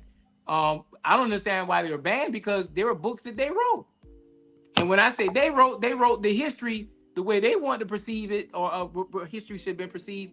And now, because we're reading it and we say, okay, let's do our research. It's eye-opening. When I came up in school, when I had to write a paper, I had to get an encyclopedia. I had to read a book. We didn't have the internet. Kids right now is at the fingertips. There is nothing hidden no more. It's the same conversation right. about sex education, same conversation about books. You can get an audible and you ain't even got to read no more. You can let the phone read to you now. Technology has come so advanced that my thing about conversations about what books are available to read and what books aren't available to read, kids ain't reading the actual natural book anymore anyway. My son got an iPad, a cell phone, a computer. He got all the technology in the world. He ain't picking up no book. He picking up a book because the teacher telling him to pick up a book. But if it's a book he wants to read, he downloads it, he gets it, and he reads it.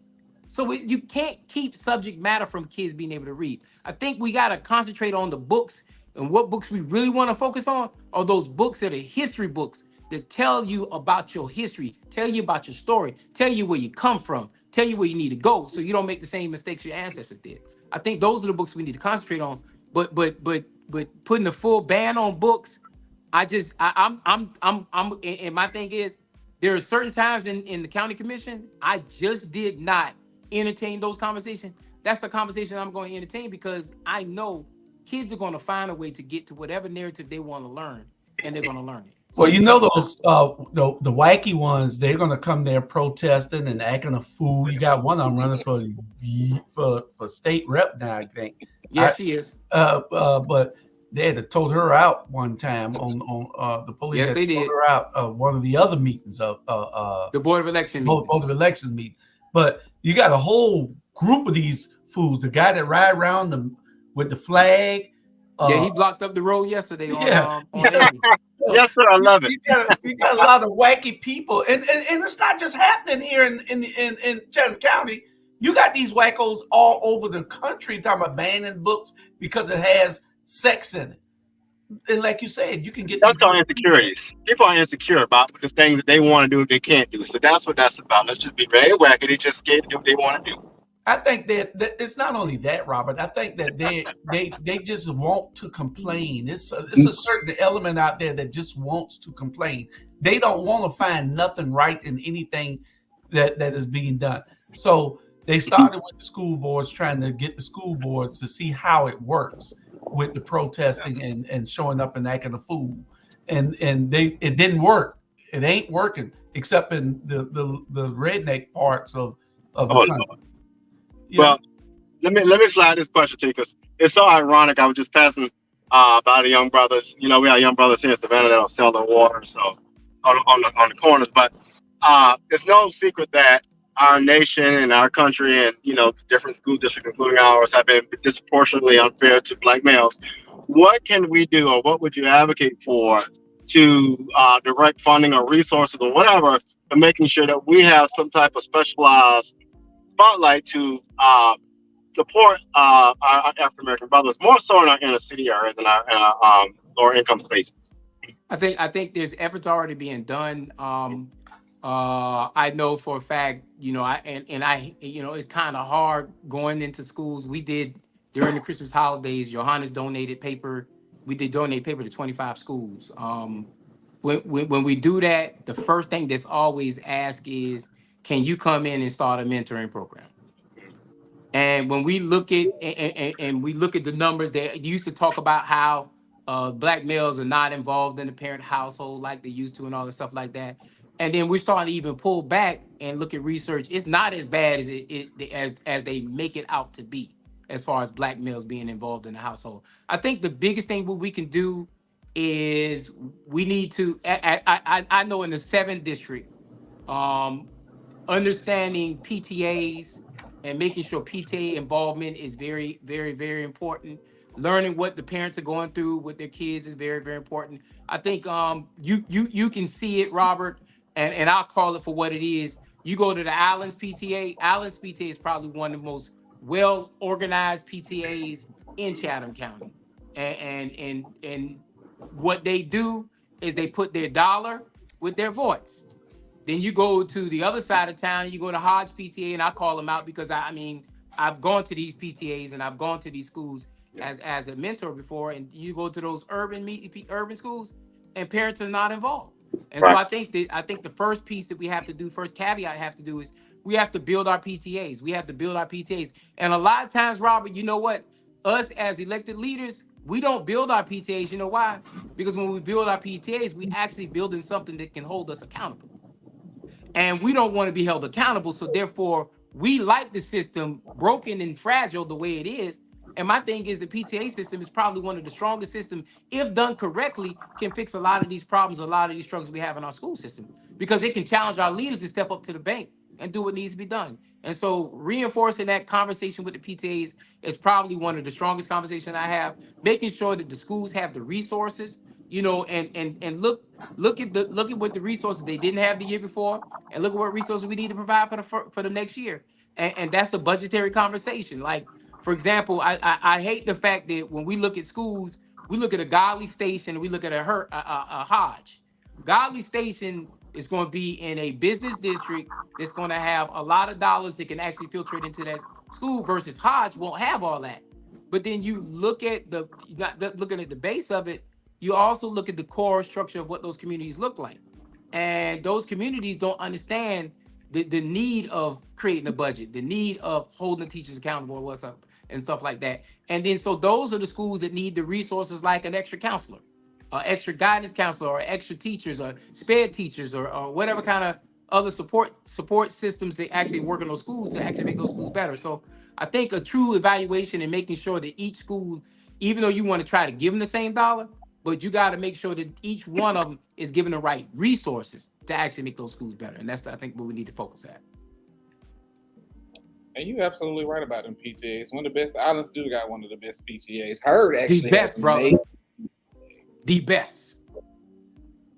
Like, but when it comes down, and I also look at it as the fact that you called it, and then you hit the nail on the head. The economics of the area. Those parents out down the islands, a lot of those are one parent households, and they do very well. A lot of those kids don't ride the bus, surprisingly.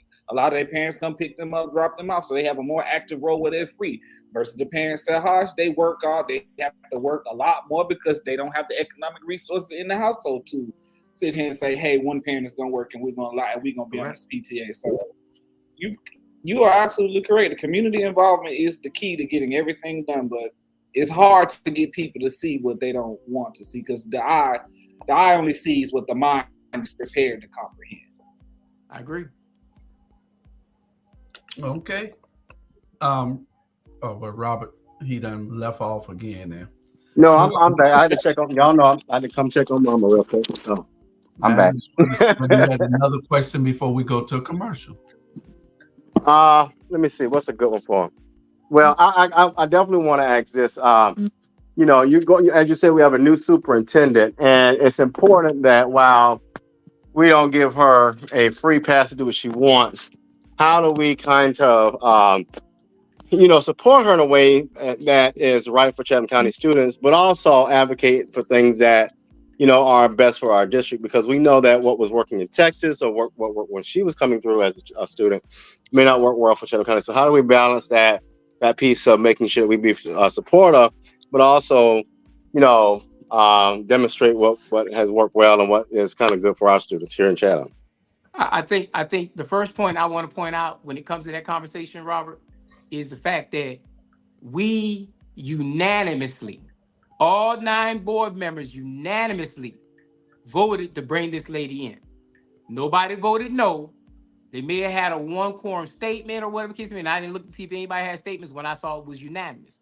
So when we unanimously put somebody in play without any quorum, that means we're accepting whatever she's offering to us. In business, when you unanimously put somebody in play, you accept that person for at least 6 months to a year so we can see what their strategy is, their play is, whatever case may be. Now, mind you, it doesn't mean you fall on the sword on everything she puts out there. You still give her guidelines, you still give her support, you still give her those things that she needs to have. But we unanimously put this young lady in this office. And so that means we need to be putting as much support as possible with her. But watch this. I don't do this often, but what I found out, which kind of pushed me to run for public office, and especially for the school board, is we have the person who I'm running against, and I'm not gonna do this often, Mr. Carter. I don't do this often, but we have the person I'm running against. He was over the budget committee, the most important committee there is when it comes to school system, and he wasn't showing up to meetings. He wasn't even calling meetings. We wasn't even doing anything budgetary wise to actually make this thing happen. And so when you got school board members not even following through on what they need to do after you put somebody brand new in office, that's our problem right there in a nutshell. And my thing is, you also got to look at the fact, Robert, that the budget we approved this year will be her first budget because she was working on the former superintendent's budget all last year. So whatever budget she presents now is going to be her budget. And so we got to look and we got to pull down with good eyes to make sure that when she puts forward this budget, there's some changes that's going to be earmarked, and some things we should accept the first year. Some things we should say, hey, next year we'll put that in the budget next year. But I can tell you right now, the first thing I hope to get out of it is I'm gonna explain to her. I say, look here, man, I want this budget because we know, we all know, those people who follow politics knows the state of Georgia is going after public school dollars. They want to pull public school dollars and put it into private schools. They already take the best athletes and everything like that. Hence why your private schools are outperforming us when it comes to sports. You're already seeing that. You're already seeing that effort. Now they're going to start going after those kids for academics.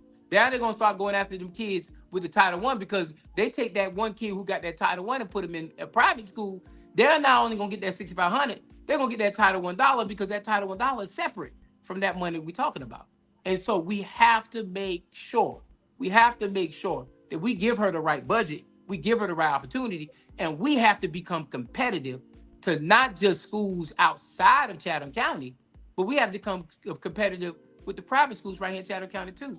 And that's the thing that I'm going to tell her. I'm saying, hey, what are we doing to make sure we're keeping the best and the brightest school kids in public school? And that has to be a strong conversation. And that's a shameless plug. I'll tell you, do the job. You have to hire the best executive director for engagement and outreach. So Denise, I applied for that job. So I just wanted to give that shameless plug. Next topic. That was shameless. That was beyond shameless. That's real. That's real. Who is the current person who represents the 7th district? If you don't, we don't know. Well, Carter, there's something that we as politicians don't do, and Julius knows what I'm about to say. Me too. We never mention who we running against in any kind of public setting. Ever. Julius, who it is? Mention. No, you gotta go research. Now you know how to research. And in this particular instance, if the person that you're trying to replace and that person wants to, if a constituent asks you, then you need to answer, because we don't go out and say a person's name because that gives air to their name and other people's head. But it's Michael Johnson, and the candidate is never supposed to say it unless somebody asks him. But they just don't come out and say, I'm running against, I'm running against, that gives his name. I should always say I'm running against the candidate, or I'm running it for the seat. And what you want to do, Mr. Carter, just like you looked up, 90% of the people in the 7th district, when I mentioned who I'm running against, they did that same look you just gave. Nobody knows who he is. Yeah, because I know who he is. I actually do know who you're talking about. I had to put a face on the name real quick though. But I know who you're talking about. I got you, brother. I got you, brother. I got you. I'm sorry. I got you. Yeah. And so but you right. Yeah. Why you got that grandma look? He got that grandma like, yeah, baby, you right. and because at certain times you have to be able to put yourself against their policies, how that's one of the questions. What will be the difference between how you govern and that of your opponent? Mm-hmm. That's a good one. I mean, and I can answer that question without ever saying his name, but how I govern different than him, he's already proved, like I stated earlier, he was given the opportunity to be over a committee, one of the largest committees and what I'm saying is public knowledge. He was over the budget committee. He absolutely positively did nothing with the budget committee. And my thing is that budget committee steers how we use dollars and transition dollars, whether we need to come up with new budgetary items, we need to remove budgetary items, we need to enhance budgetary items. All that comes from the budget committee. And so my thing is that's one of those committees that's a very, very important committee. Policy wise, I'm a policymaker. I'm a person who understands policy. I'm a person who understands how you manipulate policy. Coming from my seat is a little harder because I don't have Savannah at interest, and Savannah has four policymakers on the board. So those four people are always going to be Savannah driven, where I am going to be Pooler driven, where I'm going to be West Chatham driven. So my conversation has to be with the 8th district. My conversation has to be with the 6th district. My conversation is going to have to be with the 5th district, and make amends with those four people to actually move policy. I've done it before. It's not something I have not done before. So it comes a question of, you know, I mean, when you get in the seat, how do you maneuver policy? Sometimes and I can speak on it now, you know, with the library, Southwest Library. I wanted to make moves with the Southwest Library and make it where we got more activity or extended hours at Southwest Library. If I would have made it a public conversation and being the chair, being the commissioner of the South Side, I wouldn't have got no support. But because I had a conversation with the library, then I had a conversation with the county manager, and I had a conversation with everybody else, it got done. And it didn't require me to make a public conversation about it. Now, Carter, nobody knows about that, but you know what? It got done. You know who does know about it? The people at Southwest Library, because guess what? The hours that closed later than what it was before.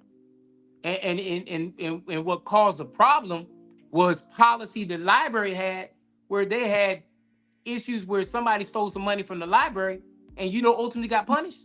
The kids. The kids got ultimately punished because the library used to close at 8, 9 o'clock, but because they had to make up the shortfall of money they lost many years ago, the best way to do that was to cut the time on the hours on the library and save money on employee and staff. Now, is that fair to kids? That's bad policy, because you didn't think about whether the kids show up or not. What I learned about the public library was public library is a safe haven for some kids. Yes. It's a place where they can't be at home. Public library is a good place for them to be at. And now if the library closes at 6 o'clock, they get out of school at 4 o'clock. It takes them 30 minutes to get to the library. They only get an hour and a half in the library. That made no sense to me. Why are we closing it at 6? But it's a policy issue. And the policy issue was driven by finances. Carter, we got to have people in play who understands how you change those narratives and make it work for us. No, y'all quiet. Y'all prolific one. Overall, so what makes you feel like you're the best candidate for the job? You stated that you stated that it's all about policy, but what makes you the best candidate for the job? Hold up.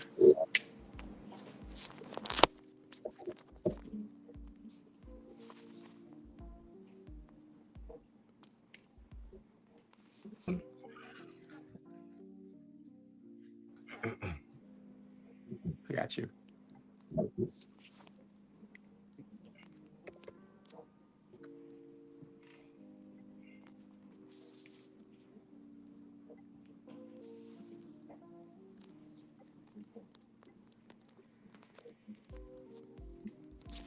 Oh, wait. There you go. Okay, I was like, what just happened? I got a phone call. Oh, I'm about to say, did Putin come out to us too? Like he did that cargo ship? My fault. I'm back on, y'all. See, I keep coming for you today. Carter, I thought you was asking the question. What was your question, brother? I'm sorry. If you had to sum up in, I'm gonna give you three words. I can't hear you. In three words, in 3 words, what would you say makes you the best candidate for the job? I can't hear you. You can't hear him at all? Oh, Carter, I can't hear you. I think him. Can you hear us? No, I don't think he hears. I hear you, Robert. Oh, okay. Oh, he said, what are the if you were to sum it up in 3 words, what would be the 3 words you use to describe why you're the best person for this position? The experience I have as far as understanding the political stream, making sure I understand politics, relationships with the state level, federal level, and local level as far as politics is concerned, streamlining all 3 of those together to make sure that we have the right representation to actually create the right policies that meet for all people, not just some people, is my first thing. The other piece is political aptitude, making sure that we understand that I just don't. I'm not in it running as just a candidate running. I'm running because I actually have a child who actually lives in my house who is ultimately affected by that. So I actually got skin in the game when it comes to understanding this affects my household more than anything else. And the third thing would be I think that this leads us into a greater relationship because I bring experience from the county once again, who's the group of people who approves the budget. Now I become the person who makes the budget that's approved by the county. So I've already seen the tail end of what the budget looks like. Now I can see what the root of the cause looks like. And this is a great time because you got a new superintendent. You have a lot of new people that are going to be downtown going into after June 1st when the new contracts are issued. You got a lot of changes getting ready to happen. So this is a good time to actually not just make changes within the confines of within that building, but make sure we make effective change, and use that lateral movement of how the community is changing as well. What? Can you hear me? I can't hear you either, Julius. That's weird, but he can hear me. But go ahead. Yeah.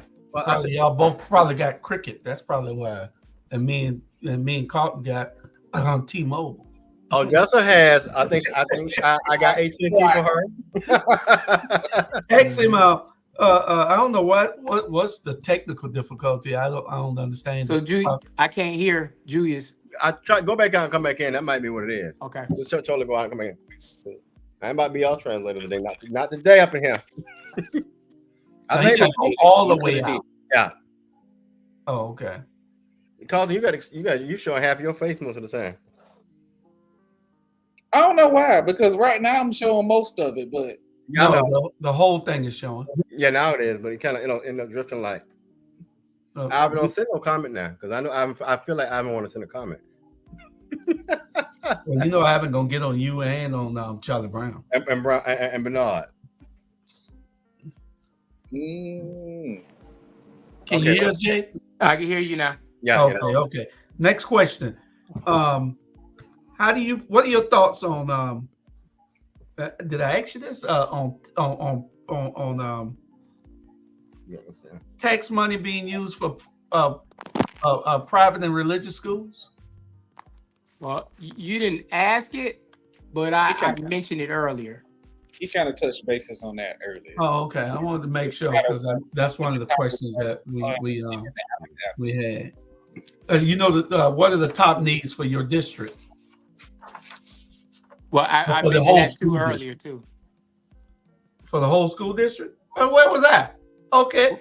I got some tough ones now. You want to bypass those? I got some tough. No. I mean, look here, Julius. I'm gonna give you whatever answer comes. Hey, so I mean, there's no such thing as a touch point. One on our YouTube page, I see that somebody said you said that those questions were. I mean, those that what you said was researchable and public record. Do you know how your opponent voted on teacher raises? I don't know. Being honest with you, I don't. Okay. Maybe that's a person that's in the school system. They'll tell us in a minute. Do you support teacher raises, and how do you feel about the bus drivers and the cafeteria workers and the janitorial workers? Well, number one, my mother was an English teacher in Savannah County public school system for 27 years. So I don't think there's enough money we can ever make or give to a teacher. So of course I do believe in giving raises. I think when we look at the structure of schools, as far as how we put teachers in certain schools, it needs to be a merit-based situation tied to that as well. When it comes to cafeteria workers, bus drivers, Mr. Carter, I know he spoke on it earlier in reference to that how you pay those bus drivers. And I'm not saying I'm not sympathetic to that situation. It's just a matter of we have to come up with a solution because at one point in time we had it. And I understand the economy has changed, the world has changed, and people have changed, but we still got to make sure we make those accommodations happen. So and to find that shortfall as far as that money is concerned, the money is out there. I think we just have to reevaluate our budget. I can tell you now, Julius, our budget hasn't changed much in the last 5-10 years. I can tell you that. And because it hadn't changed in the last 5-10 years, and it's had its stagnant growth where it's increased, but what we've done with the extra increase has not been marginalized correctly, I guess. If and I hate saying correctly or not correctly, but you use it to the best of its ability. I think that there's room for us to actually look at these budgets and actually see if they're performing right. Uh, I remember growing up in an era where we didn't do nothing unless we had documentation to prove what we wanted resource wise. Now we just say, hey, this is what we want, and we pay for it. But then when it comes to better education for those who are the needed the most, we give every excuse in the world about why we can't get that money to those people. And the unfortunate piece about that conversation is, even on county commission, I used to argue on behalf of the lost, the left out, and the least, more than those people, those communities who had them. I mean, if you look at the 6th district and the 7th district, it's not a needy district. I mean, I actually have it where we have core groups of people who actually, if you just gave them the right information, I mean, we can have great dialogue. I mean, there are some communities that don't have that. And you have leadership who doesn't step up to the mark and provide that kind of leadership for them. But I'm not here to judge those leadership. My job is to make sure I'm the voice for the 7th district first, and then second, be the voice for those people in Chatham County. So when it comes to that narrative, that's the focal point that I have to actually respond to. And my thing is, I don't think, once again, we pay teachers nowhere near what we should be paying them. But that's something we have to find the dollars and make sure we can show the increase. Okay. CRT, what's your thoughts? What is CRT? Critical race theory. I just want to make sure.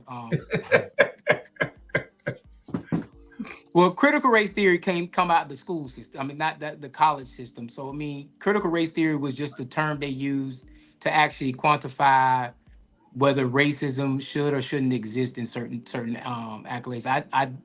I personally don't believe in going to give energy to critical race theory as far as things are concerned. I think that we need to teach in February. We need to teach Black History Month. In March, we need to teach Women's Appreciation Month. We need to teach it as we do in society. We need to understand. Everybody needs to understand that we just don't need to know history of American history, where George Washington put the flag in the boat. We need to learn the history of 1865. We got Emancipation Proclamation as well. So we need to know all our histories, all the way to civil rights and where we come from, because the fastest way to keep society from growing, or the fastest way to keep a core group bound by the other group, is to make sure that they don't understand, and they don't understand that they can do better, they can do right. I fight my own child in my own house. I try to say, hey man, you may not want to be an entrepreneur, but you're gonna learn how to be an entrepreneur. So when you get to that age, if you don't choose to be an entrepreneur, you can't say I didn't instill it in you. All you can say is you chose not to do it. Mm-hmm. And so it's the same conversation when we talk about critical race theory. We have to make sure that we're equal in all the conversations we're having about all the people in our society. And we also can't look at it from a national perspective, because if you look at Chatham County is 42% African American, 52% in the city of Savannah. So you have a heavy African American population. So you should be teaching what issues are related to African Americans in this community, because this is the community you're growing up in. This is the community you're going to live in. So you should actually learn those kind of topics, those kind of subjects. So, and that's my conversation when it comes to critical race theory. Yeah, you said something important, and I hope that parents will start doing this a little more often in our communities. Carl and I talk a lot about this, but what you talked about, and as far as working with your child, see, a lot of times people put a lot of pressure on the teachers to solve all the problems with the children, and the parents have got to be engaged at a certain level. Carl and I was talking about, he transports students, and he had two young children on the bus, and he said, well, what do you want to be when you grow up? And they said nothing. And all of us on here come from a pretty decent, privileged background, and especially, I have, just like Jay. I mean, our dads worked together. Both our parents were teachers, and so, I come from a home that, I didn't have a choice but to understand what path to kind of follow.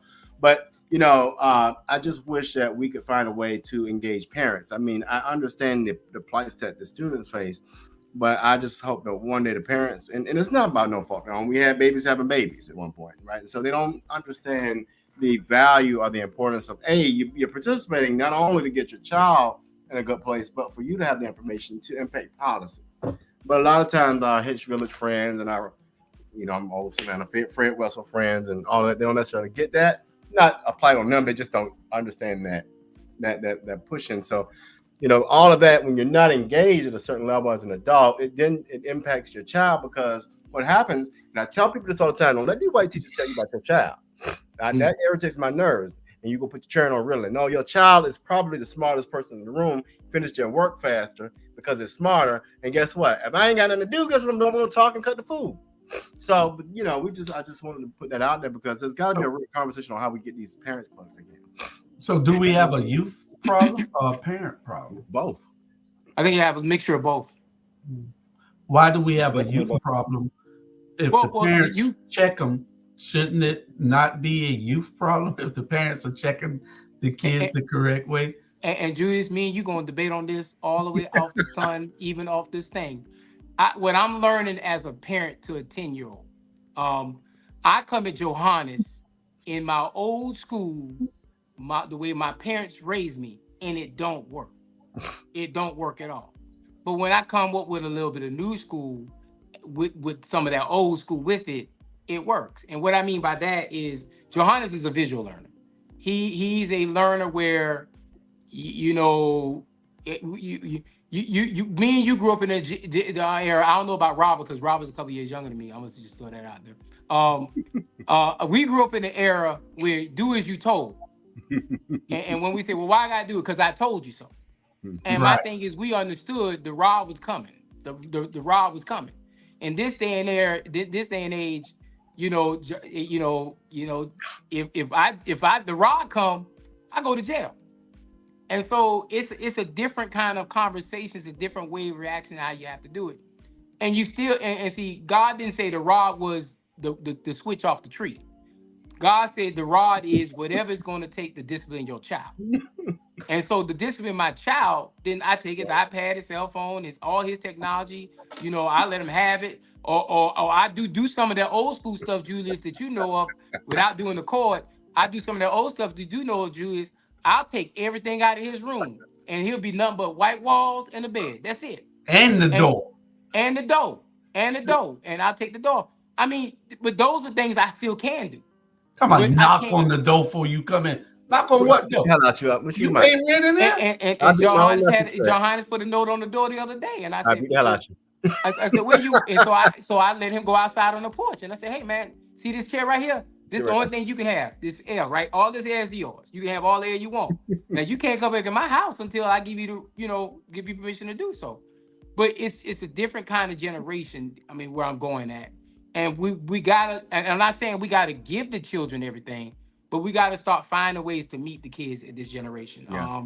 And at first, Julius, the old school in me do not like that conversation there, but I understand that that's just the way the generation is. And I think, a lot of it has to do with this too, Julius. When we came up, all the teachers that I'm gonna just say for me, every teacher at Windsor Forest, and Robert can attest to that, every teacher at Windsor Forest, they knew my mama personally.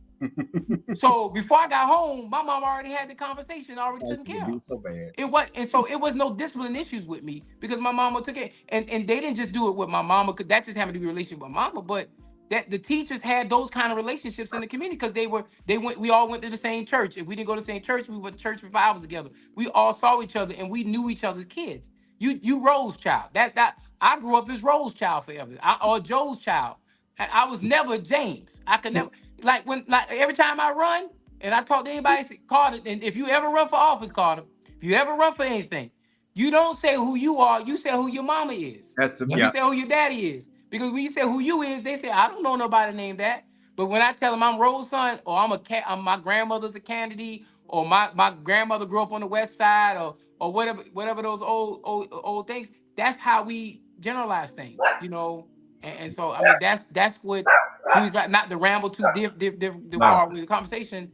This generation is different, and we got to stop saying that they're lazy. They're not lazy. They just do think they make money in a different way, or they think in a different way than we do. Yeah, We got to they're start wired. acknowledging those ways. They're wired differently. But Correct. my thing is, we have a declining enrollment across the nation of students into the schools. Students are going to school when they feel like, and I know part of it is the parents having to go to work and leaving the kids there to go out and go to school, catch the bus on their own. And I got kids that not my kids. I'm talking about mentoring kids that live in my community out here. I got 8-10 boys out here, and they call me at various times. They done overslept, and I got to get up and take them to school, because their mom done gone to work. The dad ain't there. The mom done gone to work. Mm-hmm. So I get up and I go take them to school. Ask my wife. I get up all the time and take these kids to school. They done overslept because they're working. They're 16, 17, 18 years old, and they work in McDonald's till 11 o'clock at night. That's real. Then they coming home, and then they on their phones talking to their little girlfriends or boyfriends or whatever for hours. Then they going to sleep at 1 or 2 o'clock and then oversleeping and then calling, Mr. Julius, can you give me a ride to school? You going into Savannah? That's the hard because you're gonna cuss them all the way out, all the way down. So Julius, what you just explained to me is we have a priority issue. I mean, it's simple and plain. We have a priority issue. I mean, school is not the top priority. Now, I mean, I can't answer that question, but why is school not the top priority? Well, I mean, in some regards, if I'm going to an environment for 7 to 8 hours and all they're going to do is fuss at me, complain at me, it's an antiquated system and it does not fit within the genre of a TikTok or a phone conversation about boyfriend, girlfriend, stuff like that, and it's not relatable to me, then I'm gonna treat it like an unrelatable task. And the biggest thing that I struggle in my own house is responsibility. That's another piece. If we're not teaching responsibility, as far as understanding, when I walk in the house today, I'm yelling at the top of my lungs because the clothes ain't getting washed or the dishes ain't getting washed. It's a responsibility conversation, and I say that to piggyback because I think this society is not enforcing responsibility on kids like it was enforced on me and you. And so how do you create a new narrative of understanding responsibility or even making it relatable in the school system? Because there are kids who do love going to school. I talk to a lot of kids who do love going to school. And you know why they love going to school? Because they're engaged in certain different things. Yeah, that let them go to school. I mean, everything is learned. It's a learned process on everything that we do. We do things because you're teaching Johannes things and that's what he'll learn along the way. You're a good parent. And then every parent is not a bad parent. A lot of parents just don't have the time, have to work, don't have the energy. And some of the kids are just at that point where they're 12, they're really acting like they're 18. When they're 14, they're acting like they're 20. These kids are grown now. I got a goddaughter that's grown as hell, and at 16, grown. And it just is, it's a parenting job. And sometimes we don't want to do what is necessary to make these kids do what they need to do because we're scared of the kids. And that old where is it? Let me see if I can get it. We have an old what her name was, Dr. Hare, Robert. Who? I don't think I got it on here no more. I took it off with Dr. Hare. No, it was on the Rabble, I believe. It was on the Rabble with Dr. Julia Hare. You remember what she had with the school? The kids are scared of this, and I remember. Yeah. She said it at the NAACP about 10 years ago. About 10 years ago, she recently I remember. passed. She said the teachers are scared of the parents. The parents, Well, the teachers are scared of the principals are scared of the parents are scared of something, and ultimately speaking, and the top person is scared of the kids. yeah. And the kids I ain't scared of no damn body. And the kids ain't scared of a damn soul. But I'm gonna tell y'all this: there are educators. What's that? Hold on, there are educators out there like, and I'm gonna give you a good one, Dr. Pat Harris. You know Pat Harris. You got teachers like that who truly are engaged, who have a presence, and who would jack all of y'all up. And so I think if we had, everybody don't have that personality. Dr. Green, Miss Green and Miss Hines, all of them. When you went to Windsor, you weren't about to be playing around acting all the fool because them black teachers going. Don't forget Miss Davis. Miss Davis, all them deltas. I wish you would run up on a delta teacher, man. Please. Boy. Carter, you had something? I tell them, children, I ain't scared of none of y'all. I said, if y'all ready, we can pull this bus over whenever we can handle this. Whenever you ready, just let me know. And Julius, I taught school. I taught at Jenkins back in 2000 when I first got here in 2006, 2007. And my thing is, Julius, I didn't have attendance problems. I didn't have issues. You know why? Because genuinely speaking, I showed I cared. And I think a lot of it, and I don't want to get into the weeds of it, a lot of it is educators don't care as much as they did when I was in school. They had community investment. It was a part of an investment. And I'm not knocking the teachers we have, and I'm not saying all teachers don't care. So I want that clear too. But it was an investment. Like I said before, that same Irene Hines who was on the board, that was my 9th grade biology teacher at Windsor Forest High School. And when you came in that class late, she clowned you. She gave you the business. And we all understood it to be caring, all to be joyful and friendly. But we all felt bad disappointing them. Yeah. Kids don't feel bad disappointing teachers nowadays. And the system has done everything to cater to the kids. Yeah. Because it's now the system. Julius, it's a system now where you ain't got to do none of your work the whole school year. In the very last week of school, you can do all these tests on the computer and you still get the same grades if you did it every single week.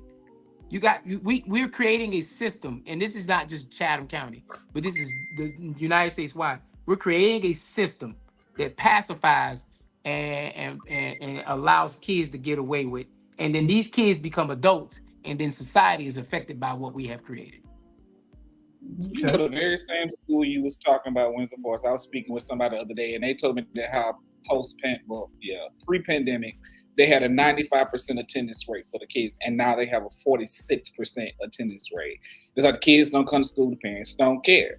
But one thing I'll say is you are absolutely right. Teachers don't care anymore. Not like how they used to be, because I remember when I was growing up, I was scared for that teacher to call my mama, leave a message, and so my mama got that message, because I already knew what was about to transpire when I hit that door. You better say it.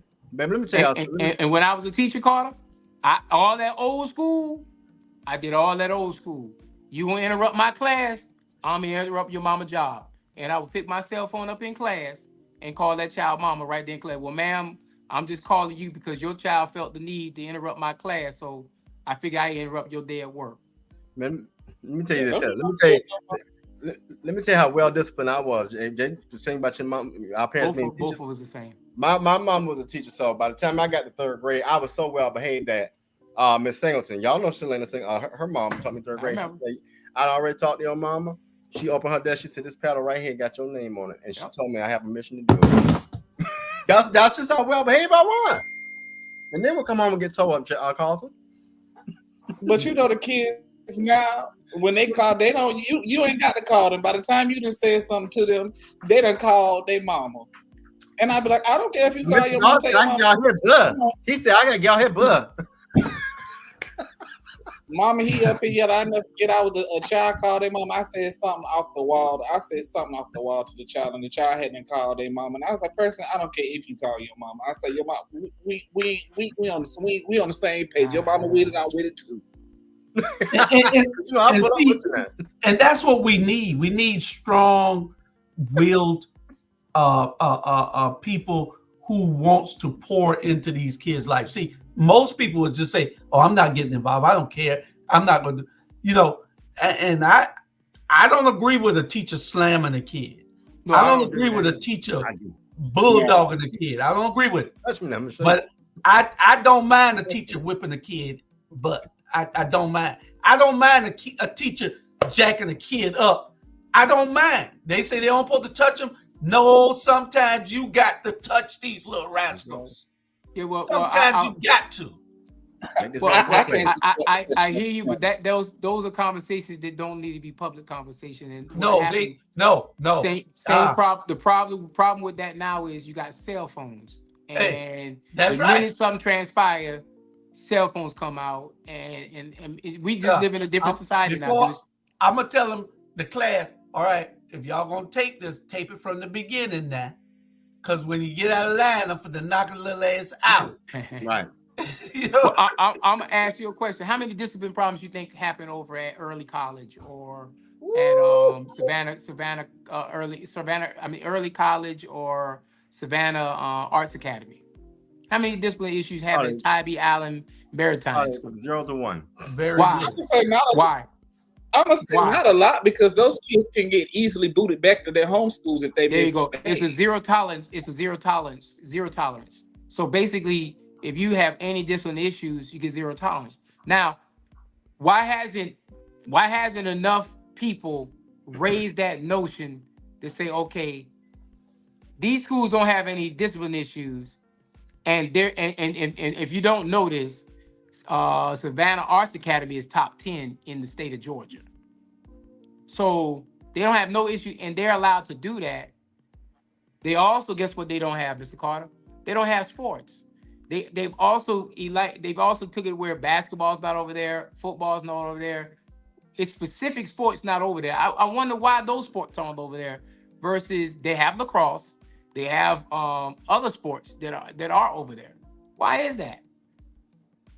Because we as a people, POCs, usually don't participate in those sports. So it keeps us for the ones who that's the particular sport. They have to go to another school where it's predominant. Because you are absolutely right. A lot of those sports are the big two aren't there. The big two. And you know what they'll tell you? The reason why they're not there is because we don't have enough kids that quote unquote want to participate in those programs. So that's why we don't have those programs, because they have a recreation budget, and they don't want to waste the recreation budget on the potential they don't have kids. But Savannah Arts Academy has never opened it up to the point where we want to have better enrollment, and we want to incorporate all the kids who are smart kids across the board to be able to go into the system. Nah, they're handpicked. They're handpicked from the system to go in that school. And so it's streamlined as a filter, but they won't talk about it as a filter, as a guaranteed filter, to make sure they keep certain elements out of it. And that's all I ask for. Savannah, my thing is, watch this, brother. We ain't got to bust nobody out to know Hampstead. If you go ahead and put an engineering program out there, or a logistics program out there, you ain't got to bust it out there.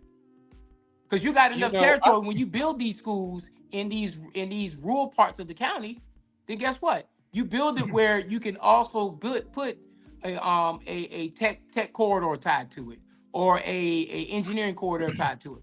But right now, how a system is built, if my child wants to go and be an engineer, I gotta drive him into Jenkins High School from Pooler, and that's my conversation from earlier. It's not that if that's the alleviate conversation when you don't want to do busing, then let's create programs where the IB program, Carter, the IB program, for example, you realize Division I schools only recruit IB kids, like UNC Chapel Hill or Georgia Tech. Most of their kids are IB students. So if they're IB students, Johnson and Windsor are the only two IB schools that I know of. My child has to go across town to be able to be IB and that IB conversation. It's funny that you mentioned that, because I can remember I was at a particular meeting, and one of the other board members, it was like a couple of years ago, brought up the fact of, hey, we got this school here with this, and it was about the bus. I think it was after the bus got taken away, and then they wanted to expand from moving program from just because it's located at this school. Why can't we put it at this school or this school or this school, so we don't have this issue? And it was like immediately shot down because I remember at a point in time, especially like Woodville Tompkins. Woodville Tompkins was the top of school. Now I think about it. It was like they build they wanted to make another school like Woodville Tompkins because at one point in time Woodville Tompkins was top 10 schools in the nation because they had a 100% graduation. And they absolutely shot it down. They was like, no, we don't want to do that. This, that, and the third. It's going to do this, that, and the third. They found a absolute reason not to do that. They created a reason. They created a reason. But my thing is, if you did those programs at all these schools, then guess what? You wouldn't have this conversation of busing. I am so sorry. We are 2 minutes over our time. We're 32 minutes really over. But we 2 minutes over our time. If they listen to me, y'all. But that's what we want to do. We want to make it personable so the people could get to know you. Just come and give those cookie cutter answers is not what we want to do. We want to make sure that people get a personal side of you. And that's probably why we went over without looking. I'll never go over. But we two minutes over that time already. By the time we close, we'll be 5. So give your closing real quick and tell people why they should vote for you and win the early voting so we can get out of here.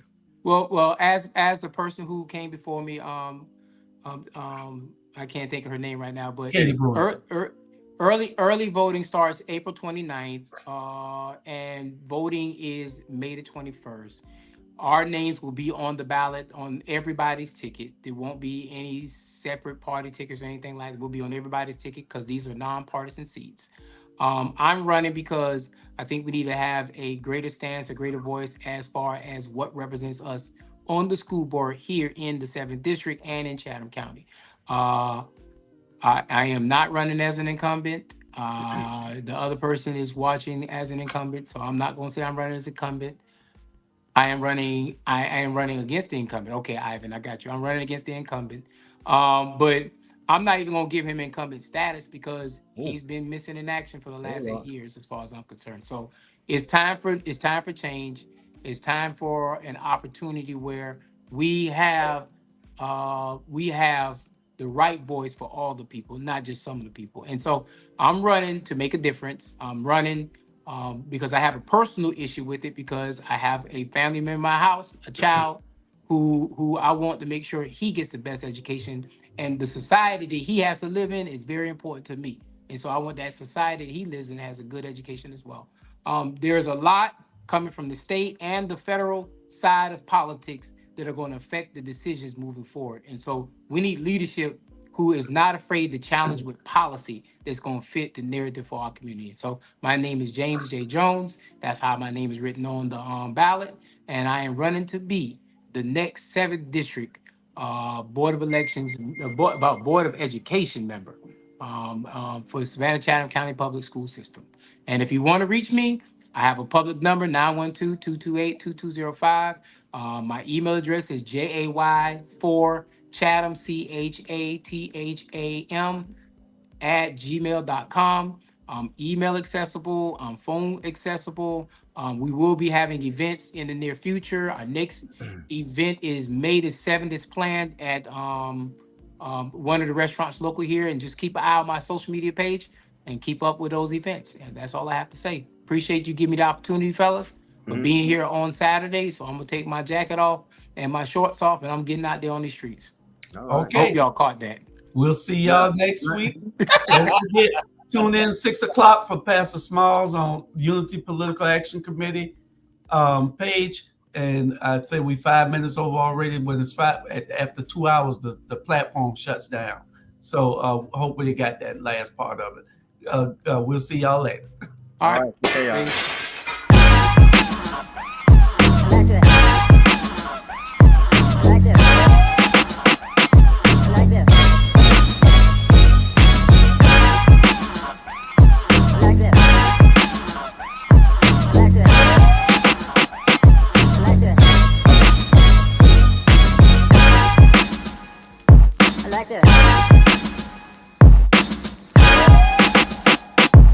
this.